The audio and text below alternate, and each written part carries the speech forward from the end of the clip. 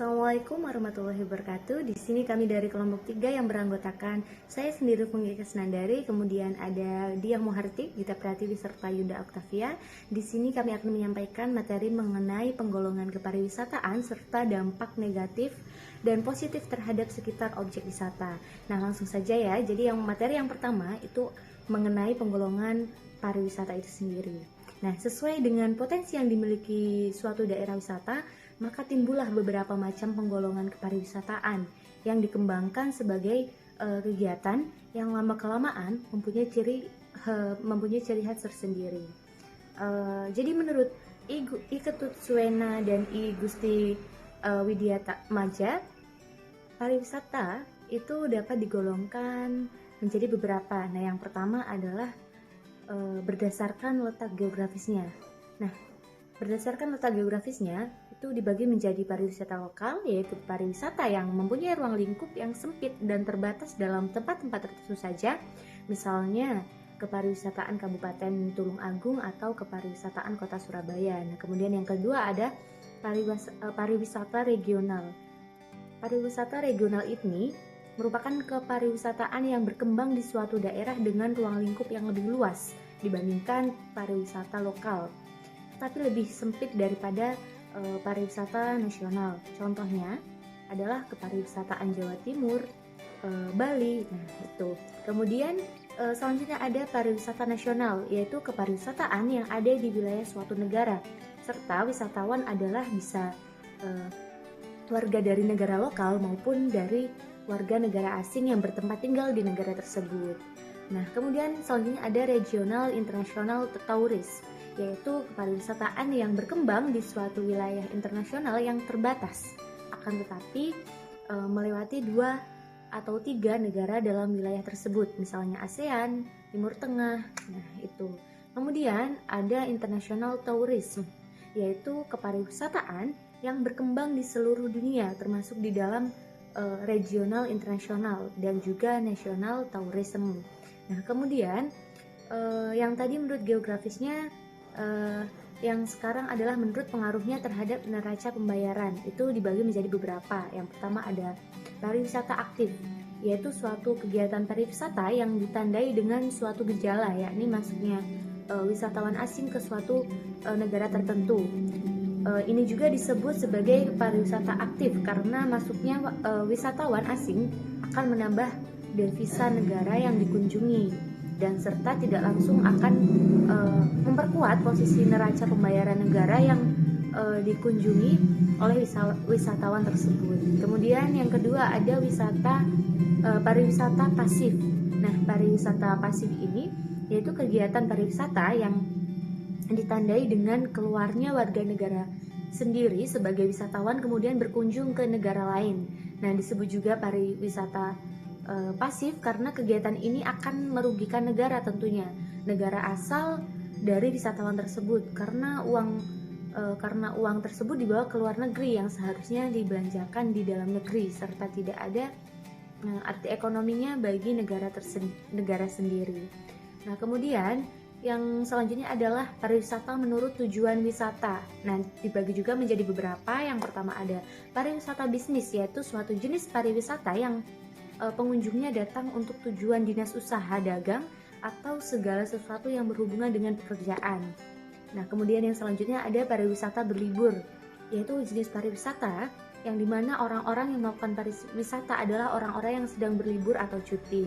Kemudian yang selanjutnya ada pariwisata pendidikan, yaitu jenis kegiatan pariwisata yang dimana pengunjungnya bertujuan untuk studi atau sedang mempelajari sesuatu hal atau untuk mencari ilmu pengetahuan termasuk ke dalamnya dharma wisata.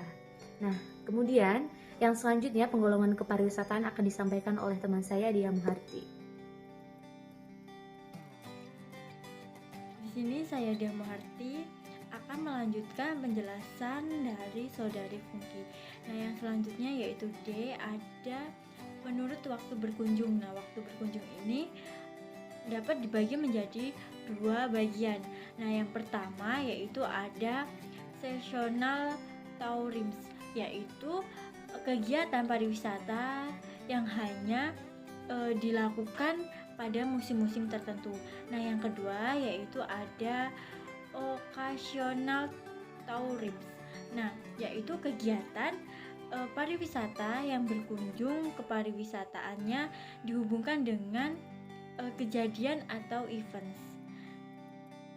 Yang selanjutnya yaitu bagian E, yaitu pembagian menurut objeknya. Nah, pembagian menurut objeknya ini dapat dibagi menjadi 7. Nah, yang pertama yaitu wisata kebudayaan, yaitu pariwisata yang didasari atas daya tarik dan seni budaya suatu daerah. Nah, jadi untuk objek wisata berupa peninggalan, warisan nenek moyang, benda-benda kuno. Dan yang kedua yaitu ada wisata kesehatan, yaitu pariwisata kesehatan ini dilakukan untuk menyembuhkan suatu penyakit seperti mandi di sumber air panas atau mandi di lumpur dan lain-lainnya. Dan yang ketiga yaitu ada komersial tourism. Nah, yaitu pariwisata perdagangan. Pariwisata ini dilakukan bersama dengan kegiatan perdagangan nasional dan internasional seperti ekspor, fair, dan lain-lain. Dan yang keempat yaitu ada wisata olahraga, yaitu pariwisata olahraga ini yang dilakukan oleh orang-orang yang berkunjung untuk melihat atau menyaksikan suatu pesta olahraga atau negara lain seperti olimpiade dan lain-lainnya. Dan yang kelima yaitu ada sosial politik. Nah, sosial politik ini berjalanan ini bertujuan untuk menyaksikan kejadian yang berhubungan dengan suatu kegiatan negara. Nah, contohnya seperti Hari Angkatan Perang yang ada di Indonesia, seperti itu. Dan yang keenam itu ada wisata sosial. Nah, wisata ini tidak mencari keuntungan. Jadi wisata ini atau perjalanan wisata ini berdiri sendiri, contohnya study tour, piknik, dan lain-lainnya. Dan yang terakhir yaitu yang ketujuh ada wisata religi atau pariwisata yang bertujuan untuk menyaksikan upacara-upacara keagamaan atau juga yang berhubungan dengan keagamaan seperti haji, upacara agama Hindu, dan lain-lainnya. Dan penjelasan selanjutnya akan dijelaskan oleh rekan saya. Terima kasih. Pariwisata tentu akan memberikan dampak bagi lingkungan di sekitarnya, baik itu dampak positif maupun dampak negatif. Dan tentu dampak ini akan merambah ke beberapa bidang, diantaranya adalah bidang ekonomi, bidang sosial, budaya, dan juga di lingkungan. Untuk di bidang ekonomi sendiri, ini tentu akan memberikan dampak positif, yaitu jika ada tempat pariwisata di suatu daerah, tentu masyarakat sekitar bisa sambil berjualan. Hal tersebut bisa mereka gunakan sebagai mata pencaharian mereka untuk mendapatkan laba, sehingga mereka punya penghasilan dari pekerjaan tersebut. Dan selain itu, selain masyarakat yang mendapatkan pendapatan, tentunya pemerintah juga akan mendapatkan pendapatan, sehingga pendapatan di suatu daerah juga akan meningkat. Kemudian, dampak negatifnya adalah kecenderungan untuk mengimpor barang-barang dari luar negeri, karena suatu tempat pariwisata tentu akan mengusahakan untuk membuat senyaman mungkin wisatawan yang datang ke tempat wisata tersebut. Kemudian, tidak semua tempat wisata itu konsisten, karena ada beberapa wisata yang hanya musiman, sehingga hal tersebut akan berdampak pada penghasilan maupun mata pencaharian yang dilakukan oleh masyarakat sekitar. Untuk di bidang sosialnya, tentu kita tahu bahwa dengan adanya pariwisata, semua orang bebas bergerak kemanapun dan dimanapun mereka suka. Dan dari sini mereka akan bisa saling mengenal satu sama lain dengan adanya pariwisata tersebut. Sini saya Yunda Oktavia, NPM 19220008. Di sini saya akan melanjutkan presentasi atau penjelasan materi dari rekan saya, yakni Diah Muharti. Di sini saya akan membahas tentang dampak pariwisata terhadap lingkungan sekitar. Nah, dari dampak-dampak tersebut ada beberapa dampak positif dan juga dampak negatifnya. Dan di sini saya akan membahas tentang dampak positif pariwisata terhadap lingkungan sekitar. Yang pertama yaitu ada konservasi dan preservasi pada peninggalan sejarah dan situs arkeologi seperti Candi Borobudur, Prambanan, dan juga Tanah Lot. Yang kedua itu ada konservasi dan preservasi pada daerah alami seperti cagar alam, suaka marga satwa, dan kebun raya. Dan yang ketiga itu ada pengenalan administrasi dan organisasi pada daerah wisata, daerah yang dijadikan objek wisata, sehingga daerah tersebut bertata dengan rapi dan banyak dikunjungi oleh wisatawan asing ataupun lokal.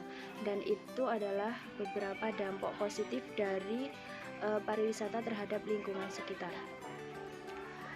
Selanjutnya yakni tentang beberapa dampak negatif terhadap perkembangan pariwisata terhadap lingkungan sekitar. Dampak negatifnya yang pertama itu ada pembuangan sampah secara sembarangan oleh para turis ketika mereka itu mendaki gunung, contohnya seperti pegunungan Himalaya di Tibet.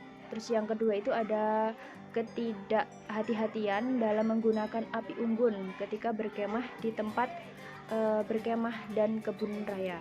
Terus yang ketiga itu ada perusakan terumbu karang oleh para wisatawan dengan jalan memegangi dan mengambil sedikit bagian terumbu karang dengan dalih untuk memuaskan rasa ingin tahu mereka. Nah, terus yang keempat itu ada polusi air laut yang ditimbulkan oleh polusi air laut yang ditimbulkan oleh tumpahan oli dan minyak dari motor dan juga pembuangan limbah air dalam jumlah besar oleh hotel-hotel yang tinggal di dekat pantai. Terus yang kelima itu ada reklamasi. Yang keenam ada pencoretan pada dinding-dinding bagian dari tugu-tugu bersejarah maupun dinding-dinding candi oleh orang-orang yang mengunjungi tempat tersebut. Terus yang terakhir itu ada ketidakmampuan infrastruktur atau fasilitas untuk menampung jumlah wisatawan pada musim tertentu, sehingga timbul polusi dan juga kemacetan di daerah wisata tersebut. Nah, itulah yang dapat saya jelaskan tentang dampak positif dan juga dampak negatif terhadap lingkungan sekitar. Kurang dan lebihnya saya mohon maaf. Saya akhiri. Wassalamualaikum warahmatullahi wabarakatuh.